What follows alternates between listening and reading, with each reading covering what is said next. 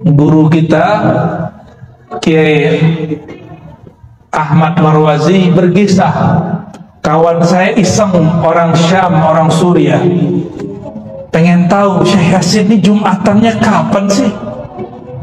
Atau jangan-jangan nggak Jumatan lagi, itu kan curiga sama gurunya.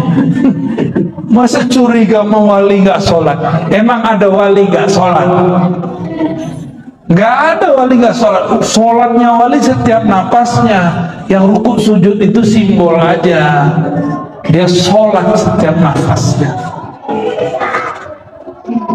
Yang kelihatan sama kita sholat itu rukuk sujud. Kalau begitu orang munafik sholat juga dong. Enggak, orang munafik walaupun rukuk sujud dia nggak sholat. Wali walaupun dia cuma duduk dia sholat. Walaupun dia tidur dia lagi zikrullah. Itu kalau wali Allah. Dicobainlah, kebetulan apartemennya pintunya satu doang, ditungguin di depan, nggak keluar itu Syekh Yasin. Akhirnya udah mau selesai khutbah, seorangnya baru keluar. Pas udah sampai Masjidil Haram, Syekh Yasin depan dia, bengong ya, kok di depan. Pas sholat udah rame-rame lagi hilang, dia cepet pulang, nungguin. Syekh Yasin nggak datang-datang, karena udah nyampe di dalam. Baru sadar setelah beliau wafat, inna lillahi wa inna ilaihi rajiun. Akhirnya nangis-nangis, ya Allah, guru kita meninggal, saya belum sempat ngaji. Ya salam, ya waktu hidup ditelantarin ya. Maka berguru kepada orang bersanad itu nikmat. Hal yang berat terasa ringan. Guru Muhammad Jailani, ya, Kiai Haji Muhammad Jailani yang pesantren Banjari, itu berkisah kepada kita juga. Kami ngaji kepada gurunya, guru beliau juga nih, Syekh Ismail, ya, Ismail Zaid, ya. Ismail ini karomahnya bisa memahamkan baca kitab tanpa perlu menjelaskan. Kiai Muhammad Jailani mengisahkan bahwa ada beberapa murid nggak ngerti baca kitab, terus bawa kitab ke beliau. Apa kata beliau? Syekh Ismail Zaid, ikra, baca yang tadi dia berhari-hari gak paham, baca doang paham depan Syekh Ismail Zain. Jadi cukup mandang beliau langsung buka ilmunya. Itu karomah. Jadi karomah itu kan mesti jalan di atas air. Karomah yang tertinggi itu orang jahil jadi alim, orang otaknya gelap jadi bercahaya. Itu yang disebut karomah tertinggi. Karena Allah mengatakan yarfa'illahu alladhina amanu minkum walladhina utul ilma darajat. Orang beriman, orang yang diberi ilmu, diberikan darajat. Darajat itulah karomah hakiki. Jadi karomah hakiki bukanlah bisa kebal, itu biasa. Guru beliau Mbah Yai As'ad Situbondo, kalau kebal apa segala macam itu cuma mainan. Ilmu beliau aslinya bukan itu. Aslinya beliau ilmu ma'rifatullah. Karena kenal kepada yang maha sakti, maka wirid apa aja jadi sakti. Tapi kalau belum kenal sama yang maha sakti, puasa 3 tahun juga nggak sakti-sakti. Pilih mana? Hah? Kenal yang maha sakti atau jadi orang sakti? Kenal aja ya. Nah itulah beliau Maulana Syekh As'ad. Nama lengkap beliau As'ad apa pakai? As'ad Syamsul Arifin. Udah sesuai namanya, Syamsul Arifin, pelita ahli ma'rifat. Orang tahunya kan beliau pelita orang-orang sakti. Itu hijab namanya. Jadi wali itu nutupin kewaliannya dengan macam-macam. Ada yang nutupinnya dengan kesaktian, ada yang nutupinnya dengan kelemahan. Sehingga orang mengira, masa saya wali? Orang aja sakit-sakitan. Guru saya Abu Ya Hasan Basri, setiap kami datang sakit. Setiap kami datang sakit.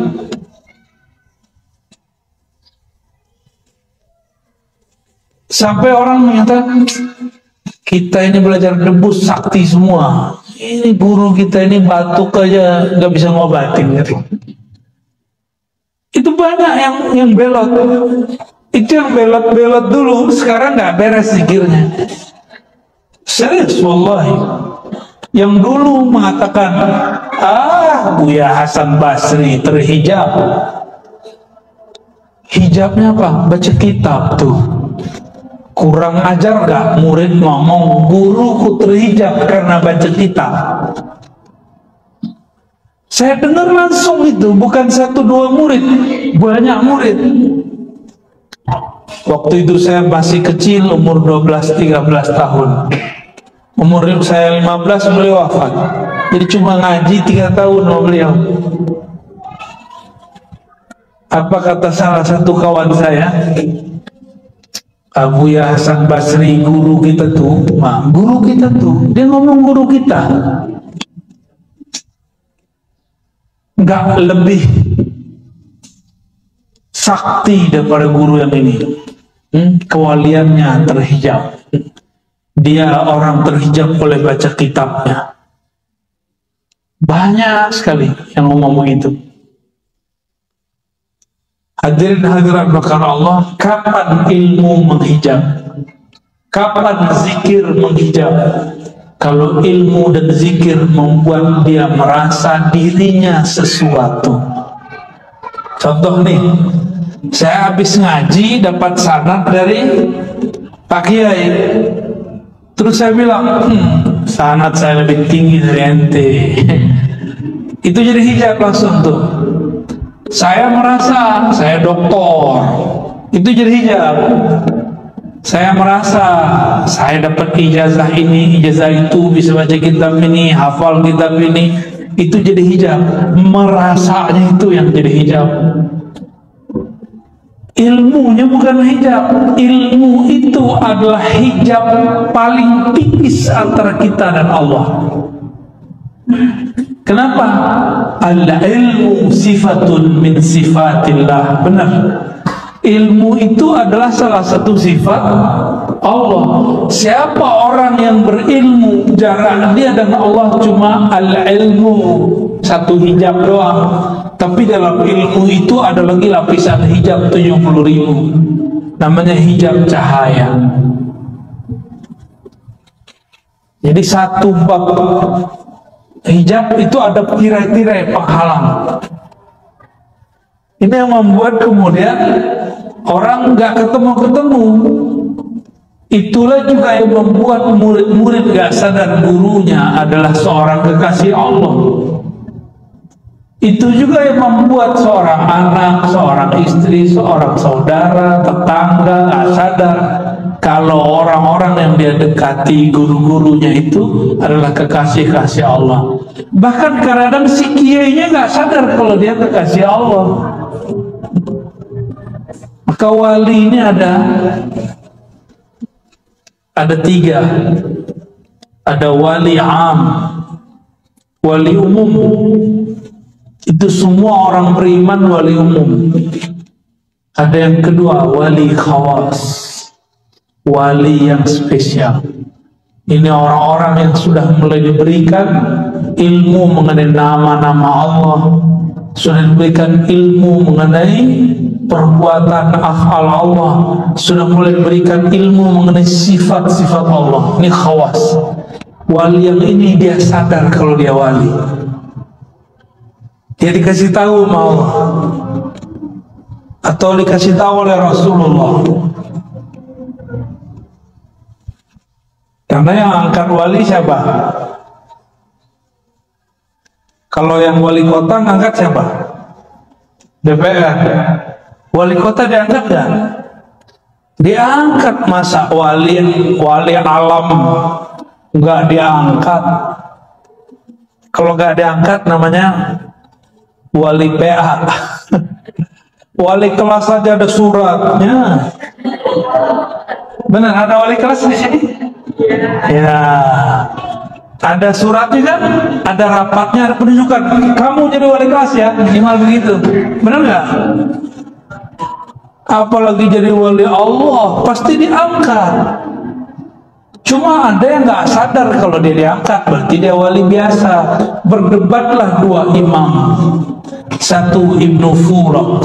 Ibnu Furak ini murid dari Al-Bahili. Bahili berguru kepada Imam Abul Hasan Al-Ash'ari. Berarti cucu murid. Kata Ibnu Furak, al-wali la ya'rif annahu wali. Wali itu gak sadar kalau dia seorang wali. Kawan dia namanya Abul Qasim Al-Kushairi yang juga berguru, jadi kawan berguru. Tapi makomnya karena dia bertasawuf lebih tinggi daripada Ibnu Furak. Abul Qasim Al-Kushairi, pengarang Ar-Risalah Kushairiyah, mengatakan, la ya sayyidi, al-wali ya'rif bi'annahu al-wali. Kekasih Allah, wali Allah sadar kalau dia seorang wali. Dia dikasih tahu oleh Sang Maha Wali, Allah Subhanahu wa Ta'ala. Dua orang ini dua-duanya benar. Ibnu Furak lagi ngomong wali am, Imam Kushairi lagi ngomong wali khas. Ada wali khawasul khawas, ilmunya sudah sampai kepada ujung sifat Allah yang tak terbatas itu, dan masuk kepada babnya, bab tentang ma'rifatul zatillah. Ya, itu di akhir zaman banyak nanti. Kalau dulu-dulu yang terkenal kan Syekh Abdul Qadir Jilani, Imam Sayyid Ahmad Al-Rifai, Muhammad bin Abdul Karim Sammani, ya, itu yang dulu-dulu. Abu Yazid Al-Bustami, Junaid Al-Baghdadi, Al-Hallaj Al-Shibli, Qaddasallahu asrarahu. Itu wali-wali Allah zaman dulu, ya.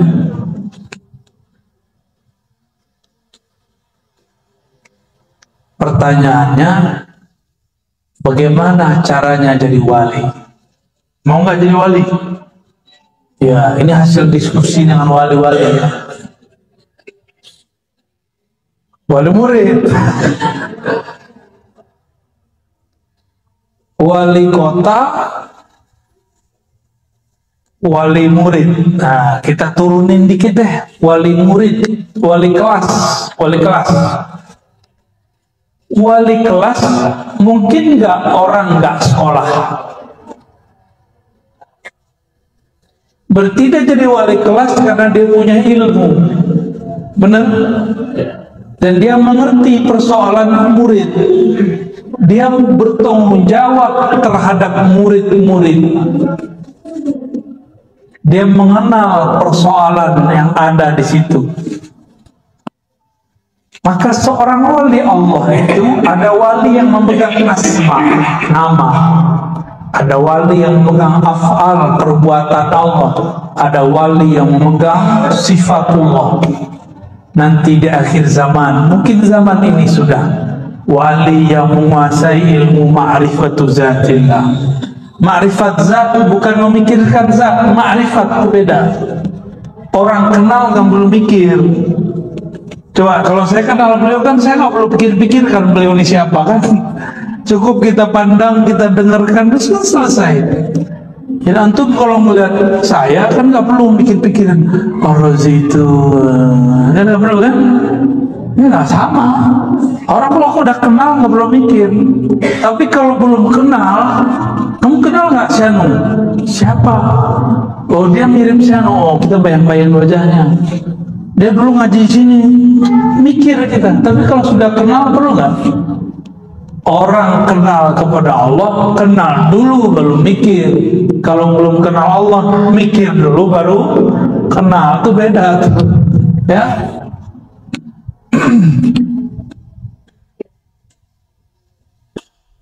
Cara menjadi kekasih Allah sangat mudah. Fa'alam annahu la ilaha illallah wastaghfir li dzanbik, sampai akhir.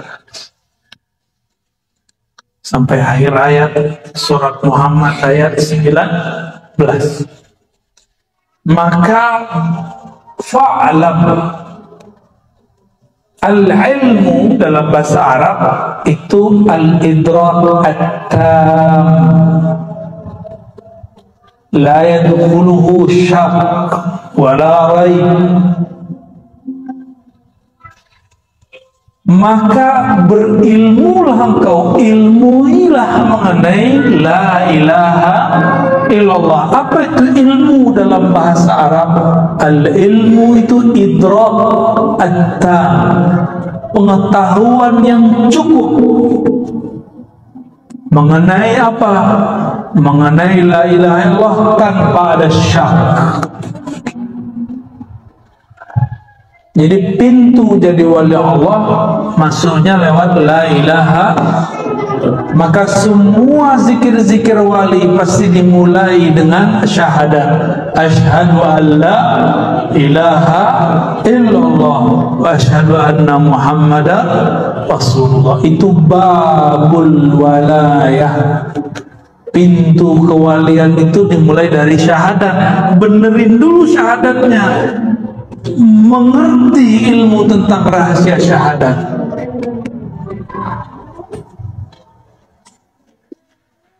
Ya, ini banyak tanya ke Pak Kiai kita, ini syahadat itu apa sebenarnya? Jadi jelasin beliau, keluar dari ilmu.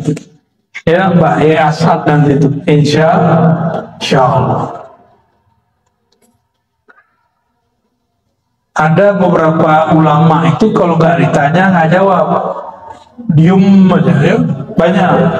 Ada ulama yang dia maksa muridnya, sini kamu. Enak tuh jadi murid begitu dipaksa jadi wali ya. Tapi kalau yang diem berarti ada mutiara yang sedang dia sembunyikan. Yang mutiara itu nggak mungkin dia obral. Ini yang dia rahasia-rahasian terus nih. Bapak Ibu, sahabat-sahabat, ya, Ustadz, asatizah. Jadi kunci jadi wali yang pertama fa'alam, ilmuilah hakikat la ilaha illallah. Bukan hanya teori kalam, tapi juga zauqi, secara zauq qalbu dan rohani. Maka kalau beruntung cari guru mursyid, ambil talqin kepada beliau. Ya. Jangan minta ke saya mulu. Ya. Tarekat saya bukan tarekat talqin. Talqin itu nomor sekian. Ngaji dulu, fa'alam dulu, ketahui dulu ilmunya baru talqin. Fa'alam dulu baru talqin. Jangan talqin dulu baru fa'alam. Jangan kebalik-balik. Kenapa banyak murid sudah bertarekat masih kacau? Karena dia talqin dengan nafsu, ilmunya tidak diambil. Jadi saran saya, jangan buru-buru minta talqin, minta baiat. Ilmui dulu yang mau dibaiatkan, ilmui dulu apa yang mau dibaca. Yang dibaca la ilaha illallah, maka kenal dulu siapa yang disebut Allah. Nanti kalau sudah talqin, baru disebut namanya, sudah bergetar jantung dan batinnya. Tapi kalau talqin dulu baru berilmu, gurunya nggak kuat kolbunya, nggak ada getaran ya kolbu. Kalau gurunya kuat bisa bikin getaran, karena berkah getaran beliau yang melimpah.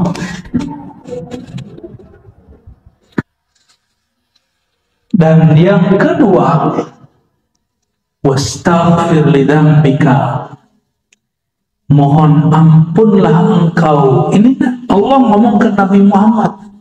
Allah berbicara ke Nabi Muhammad. Nabi Muhammad gak punya dosa, tapi Allah tetap katakan engkau mohon ampunlah terhadap dosamu. Apa itu dosa para nabi, para rasul? Nabi itu berdosa kan? Akidah Ahlussunnah sepakat mengatakan Nabi tidak berdosa, besar ataupun kecil. Lupa, ya. Keliru boleh, tapi dosa tidak ada. Nabi pernah lupa sholat zuhur jadi 3 rakaat. Supaya lupanya menjadi satu bab dalam ilmu, babun nisyan, babul khata, maka muncullah satu ilmu. Jadi lupanya Nabi jadi ilmu, namanya sujud sahwi. Kalau kita lupa jadi apa? Nggak jadi ilmu ya. Kalau kita lupa, kalau guru lupa jadi berkah bagi murid. Alhamdulillah nama saya nggak dipanggil. Guru aja lupa, itu berkah bagi murid. Apalagi kalau Nabi yang lupa. Maka nisyanun Nabi kamanun li ummati wa rahmatun lahum. Kalau Nabi itu lupa, lupanya rahmat, lupanya kesempurnaan bagi umatnya. Nisyanul alim, lupanya orang alim, rukhsatun lil muridin, rukhsah bagi murid-murid. Tapi jangan doain gurunya lupa terus, kan nggak bisa ngajar.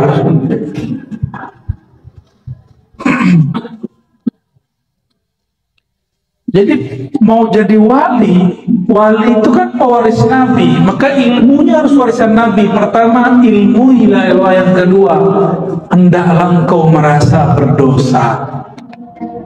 Maka Nabi itu walaupun tidak ada dosa, tapi beliau merasa berdosa. Nah, kita ini banyak dosa tapi merasa tak berdosa. Coba aja lihat di sekolah, di pesantren terjadi pergesekan. Ketika kemudian kita fasilitasi mediasi, yang ini ngomong, aku nggak salah kok, ya salah, aku nggak merasa salah, padahal itu ustazah itu. Benar kan? Ya, paham sendirilah, kita lama hidup di pesantren memang begitu ya. Pakai dalil tuh. Ajib tuh kalau ustazah tengkar, dalil keluar semua, alfiahnya dibaca.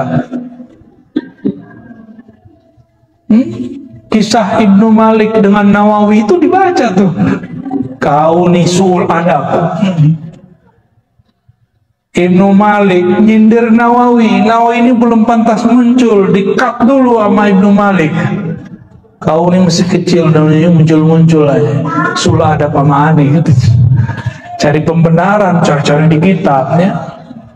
Bilangnya iri nggak? Kita ini nggak perlu iri sama orang kalau kita sudah tahu makom kita masing-masing. Allah nggak akan pernah salah menurunkan makomat. Allah tidak akan salah memberikan ahwal. Allah tidak akan salah kirim ma'rifat, apalagi cuma kirim rezeki, gak akan salah. Maka aneh jika ada ustadz mengerti ma'rifatullah tapi iri sama tetangganya, beli motor duluan, mobil duluan, beli rumah duluan, kawin satu lagi. Masa iri? Berarti dia salah memahami rezeki Allah. Ternyata dia pernah suka sama orang yang dinikahi sama kawannya. Kata dia, kekasih yang tertukar.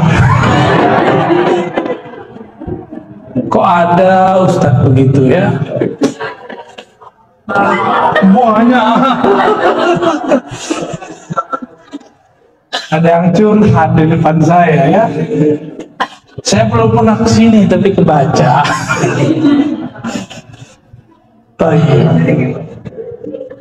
Jadi kalau ingin jadi wali Allah, versi ayat ini, hendaklah engkau memunculkan bahwa rasa engkau berdosa. Lalu Nabi ini dosanya apa? Ternyata dosa Nabi bukanlah maling, bukanlah zina, bukanlah korupsi. Bukan. Dosanya Nabi adalah merasa berdosa karena kurang adab, kurang syukur. Itu aja. Jadi nabi-nabi itu seperti Nabi Muhammad SAW, ketika beliau keluar dari tempat buang air, apa kata beliau? Ghufranak. Ghufranak ini kan bahasa Arab aneh nih. Kok dia satu-satunya jumlah kalimat cuma dua, ghufran dan ka. Tapi kok mansub? Mansub kan? Ghufranak barisnya mansub fathah. Dalam bahasa Arab pasti ada yang disembunyikan, ditakdirkan di depannya, disembunyikan. Allahumma inni as'aluka ghufranak, diringkas ghufranak. Nabi keluar dari tempat buang air, doa, ya Allah ampuni dosaku. Dosa yang mana? Dosa buang air kurang syukur. Ternyata buang air besar, buang air kecil itu wajib disyukuri. Nggak percaya, coba nanti kena penyakit namanya apa? Bukan yang susah, buang air kecil itu loh. Bukan prostat, itu mau kegedean itu. Ada orang mau buang air kecil nggak bisa keluar, batu ginjal. Usus buntu lah, salam. Anyang-anyangan. Ya, itu bahasa kampung gitu ya. Jangan pakai bahasa Belanda mula. Anyang-anyangan, mau keluar tapi gak keluar, sakit gak? Itu nikmat terbesar di alam semesta. Nikmat paling besar. Maka kalau minum baca bismillah, supaya keluarnya alhamdulillah. Orang malam pertama aja bismillah, ya. Malam kedua lupa. Maaf yang jomblo ya, kamu masih jomblo nggak? Jomblo habis sama depan saya ya. Karena kita dulu waktu jomblo habis juga depan kiai kita ya. Penasaran gimana sih ya caranya menghancurkan kejombloan. Halas ya. Jadi biar jadi kekasih Allah gimana? Pertama, ilmu la ilaha illallah, mencakup ma'rifatul zat, ma'rifatul sifat, ma'rifatul af'al, ma'rifatul asma. Yang kedua, jadilah hamba, jangan sok-sok jadi wali, jangan sok suci. Perasalah dirimu berdosa, meskipun kata orang kamu tidak berdosa. Apalagi kita ini banyak dosa. Ada hari ini yang belum berdosa? Tuh matanya, mata antum habis dosa kelihatan di sini. Ada yang tadi makan nggak baca bismillah. Secara ilmu fikih nggak dosa, tapi secara ilmu hakikat itu dosa besar yang ditumpuk-tumpuk setiap hari. Makan minum nggak baca doa, udah berapa kali antum numpuk? Dosa kecil, kesalahan adab kecil, kalau ditumpuk-tumpuk nanti lama-lama jadi bukit, lama-lama jadi gunung. Itu dosa besar. Jadi mau jadi wali aja bismillah lupa. Hah? Ya udah jadi wali murid aja deh. Ya, kalau jadi wali nikah, oh seru lagi tuh ya. Baik, kira-kira itu yang dapat kita sampaikan. Mohon Pak Kiai ajizni biasani dikum, lau samahtu Ajiz nih Maulana. Kita pengen dapat salamnya aja. Mau lagi. Kul Ajiz tuka. Qabil tu Allah sudah sah jadi murid. Jangan salah paham, ini bukan qabil dia itu. Baik. Yang jomblo cemburu nanti ya. Ini bukan ankah tuka, bukan. Ini ajaz tuka. Cukup atau ada yang mau didiskusikan? Baik, fadal.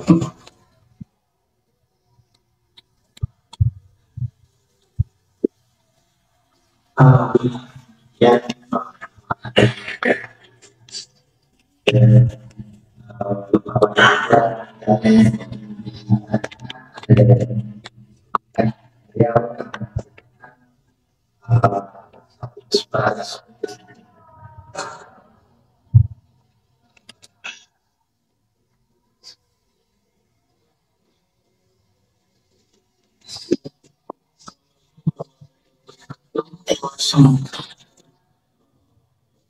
Ini pakainya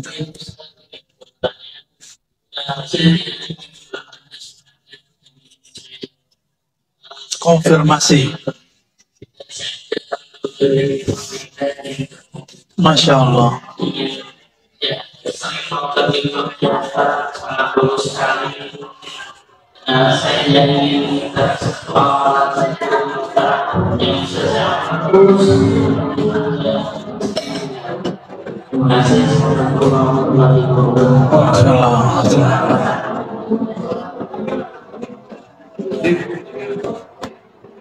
Ada?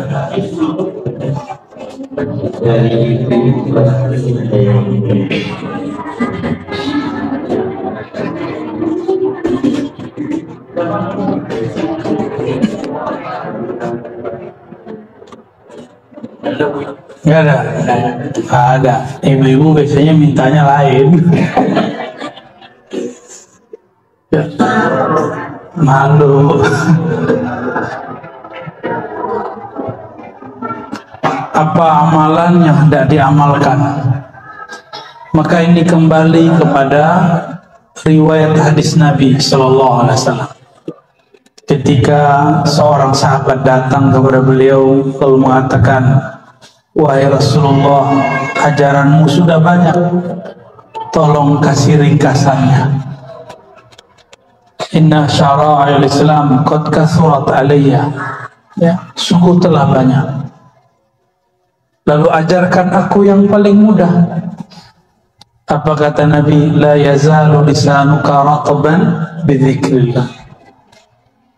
Jadikan lisanmu selalu basah dalam zikrullah. Zikir ini ada macam-macam. Ada zikir jasad, dipakai lidah, pakai kepala dengan ruku sujud, lisan dengan menyebut. Ada zikir akal, tasdik, percaya. Ada zikir kolbu, menyebut nama Allah dalam kolbu. Ada lagi zikir ruh. Untuk antum dan semua yang hadir, kita kemarin mengijazahkan di pasir Najam ya, namanya zikir maqalid. Ini kita sedang diperintahkan untuk menyebarkan zikir ini untuk bekal di akhir zaman, bekal awal. Zikir maqalid barangkali antum sudah hafal ya. Pertama syahadat, ini ringkasan dari wirid-wirid, ringkasan wiridul latif, ringkasan wirid-wirid ini dia. Syahadat. Kenapa bahar syahadat? Siapa tahu dalam satu nafas kita sebelumnya pernah kufur nikmat kepada Allah. Dalam satu teguk kita minum, satu suap kita makan, pernah lupa menyebut nama Allah. Maka wajib setiap zikir syahadat dulu. Ya. Jadi mau zikir apa aja mulai syahadat. Mau sholat syahadat dulu. Asyhadu an la ilaha illallah, baru niat. Karena orang kalau belum benar Islamnya, dia sholat, diterima nggak sholatnya? Orang belum syahadat, dia sholat, diterima nggak? Ya, Nabi kan ngomong di akhir zaman, pagi orang mukmin, sore dia kafir. Saya khawatir nih zamannya, zaman kita. Maka wajib setiap sebelum zikrullah syahadat. Ya, tolong diamalkan. Mau thariqat apapun antum sebelumnya, masukkan syahadat di depan. Ya, sama. Semua thariqat itu kan zikir-zikir husnuzan kepada murid yang sudah muslim. Tapi kalau dia kufur waktu sorenya atau kufur di waktu paginya, disyahadatin lagi. Yang kedua, apa itu? Jumatan. Khotibnya perempuan. Yang kedua, kirim Fatihah istighfar kepada Allah, minta ampun dosa lahir dan batin. Bersihkan dulu, kosongkan dulu diri kita dari keburukan, dari selain Allah, baru kemudian Fatihah. Al-Fatihah itu disebut sebenarnya sholawatul ruh. Sholawatnya ruh kita sholawat, tapi baca Fatihah. Dalilnya surah hadis Al-Bukhari tentang dialog antara hamba dan Allah, itulah sholawatnya ruh. Dan itu ada di surah Fatihah. Maka wajib baca Fatihah, lalu dikirimkan pahalanya untuk Sayyidul Arwah Sayyidina Muhammad sallallahu alaihi wasallam. Lalu sholawat, ya, sholawat satu kali aja, baru kemudian zikir inti. Zikirnya sudah kita hafal semua, tapi ini adalah zikir yang dulu dipesankan oleh Nabi Ibrahim. Apa kata Nabi Ibrahim? Ya Muhammad, baligh minni ummataka salam.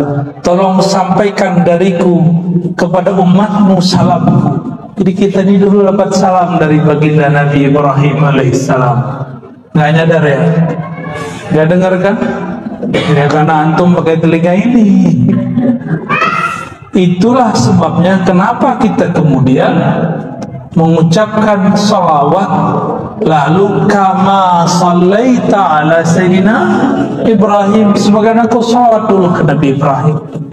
Kata beliau, wahai Muhammad, sampaikan salam kepada umatmu dan beritahu mereka surga itu subur, tapi belum ada pohonnya. Tanamilah pohonnya dengan kalimat ini, Subhanallah 100 kali, ya. Alhamdulillah 100 kali. Terus Allahu Akbar 100 kali, La ilaha illallah 100 kali. Jangan kejar-kejar, nikmati bacanya.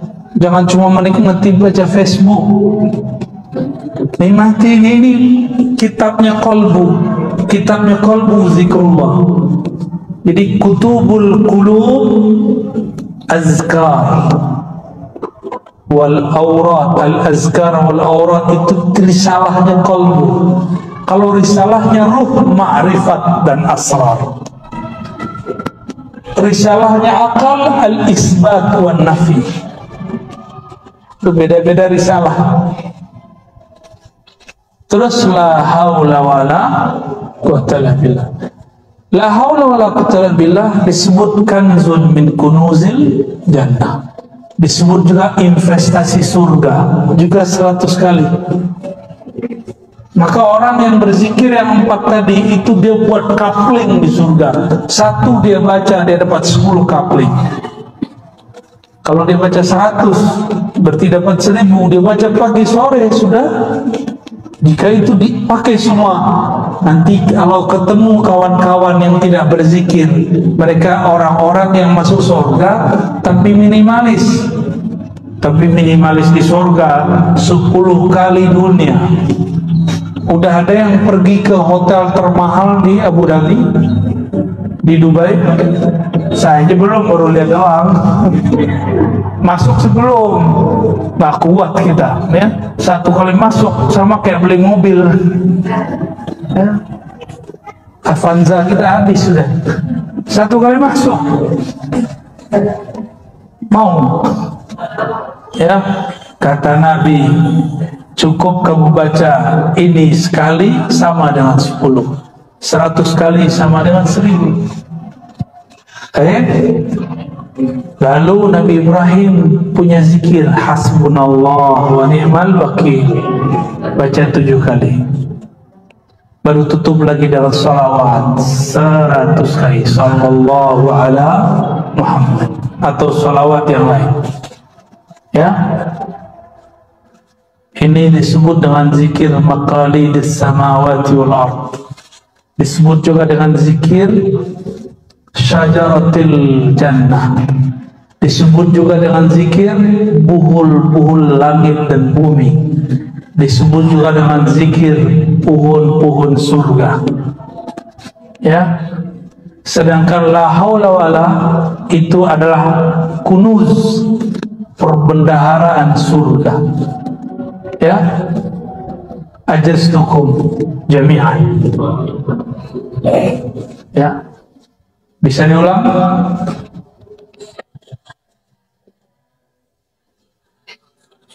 Istighfar dulu dong. Al-Fatihah kirim ke siapa? Dan silsilah sanad kita, ya. Terus salawat sekali, terus zikir. Apa aja zikirnya? Masing-masingnya jangan digabung satu-satu, subhanallahnya, ya. Terus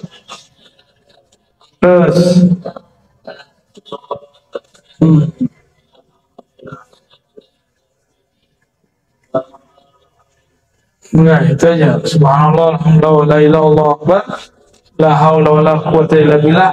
Tapi masing-masing hasbunallah 7 kali, salawat 100 kali. Tanpa salawat zikir kita tidak diangkat, ya. Semoga ini dapat jadi. Saya kalau lagi panik, saya cukup baca itu langsung panikan hilang. Lagi gundah gulana, baca zikir itu kita udah larut. Baca Allahu Akbar, semua masalah jadi kecil. Lagi mentok nih masalah, cukup baca subhanallah, subhanallah ke muka, masalahnya selesai semua. Dapat rezeki, baca alhamdulillah, alhamdulillah, alhamdulillah. Allah lipat gandakan rahasia-rahasia, ya. Dan semua itu ada boosternya. Apa arti booster? Ya, itulah haula wala quwwata illa billah. Itu booster namanya. Dan hasbunallah, lalu salawat itu tiket naik.